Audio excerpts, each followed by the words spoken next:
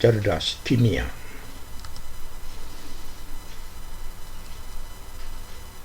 Bimbingan dan konsultasi belajar.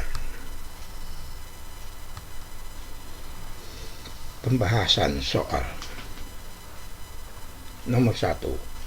Contoh kolloid yang medium pendispersinya padat dan fase terdispersinya cair adalah. Kita bahas.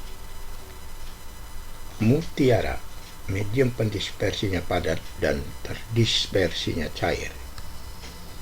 Jawaban D. Nomor 2. Peristiwa berikut. 1. Pembentukan delta pada muara sungai. 2. Pemurnian gula pasir kotor. 3. Penyembuhan penyakit perut oleh norit. 4.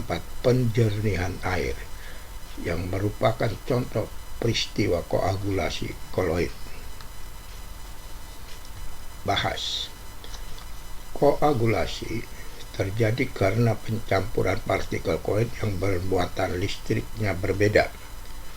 Pembentukan delta di muara sungai, endapan lumpur, penjernihan air, itu merupakan koagulasi. Jawaban C.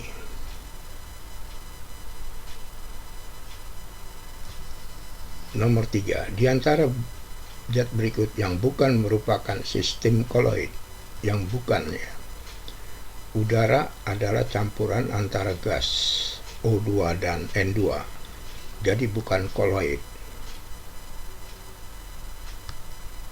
4. Larutan elektrolit yang efektif untuk menggumpalkan sol As2S3 yang bermuatan negatif adalah.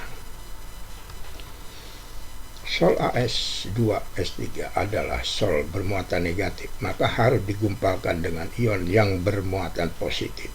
Untuk penggumpalan yang efektif digunakan ion bermuatan positif yang besar, yaitu Al3 positif dalam AlCl3. Jawaban E. Larutan elektrolit, ya.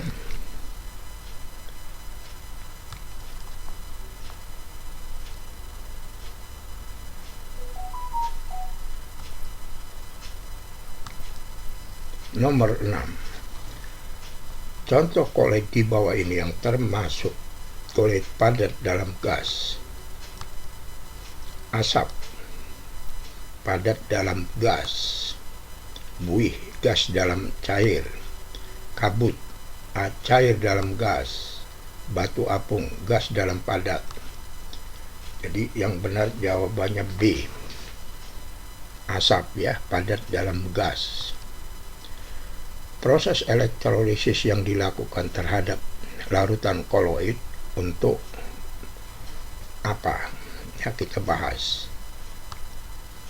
Proses elektrolisis memisahkan ion-ion dari partikel kolloid dengan menggunakan listrik. Jadi jawabannya D. 8. Larutan kolloid dimurnikan dengan cara. Kita bahas. Dialisis, proses pemurnian kolloid dari kotoran-kotoran ion dengan menggunakan lapisan semi-permeable. Jawaban B. 9. Sistem kolloid yang dibentuk dengan mendispersikan partikel zat padat ke dalam zat cair disebut. Ya, di sini datanya. Maka jawabannya adalah E. Sol, ya. Jadi kita lihat sol padat ke cair, itu disebut sol. Contoh cat agar-agar dan larutan kanji. 10. Tujuan penambahan tawas dalam pengolahan air adalah untuk apa? Penambahan tawas dalam pengolahan air untuk mendapatkan kotoran atau lumpur. Ya, jadi untuk mengendapkan kotoran. D. 11. Minyak dapat tercampur dengan air menjadi emulsi jika ditambah sabun. Fungsi sabun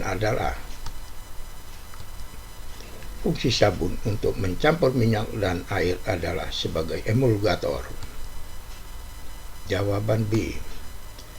12. Sorotan proyektor terlihat terang karena dalam gedung ada asap. Oleh karena asap termasuk koloid, maka hal tersebut membuktikan bahwa koloid. Sifat koloid adalah dapat menunjukkan efek tindal. Jadi partikel-partikel itu memantulkan cahaya. Jawabannya C. 13. Zat-zat di bawah ini jika dalam sistem koloid cenderung bermuatan negatif, kecuali yang bukan bermuatan positif. Jadi jawabannya D. Larutan manakah yang di bawah ini yang dalam air panas memperlihatkan efek tindal? Zat yang dapat memperlihatkan efek tindal adalah koloid. Jadi jawabannya adalah C.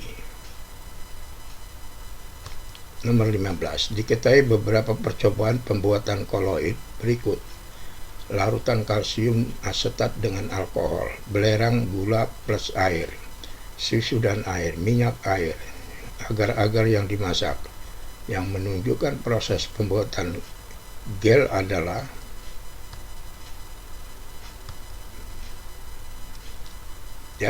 proses pembuatan gel, larutan kalsium asetat ditambah alkohol, agar-agar yang dimasak.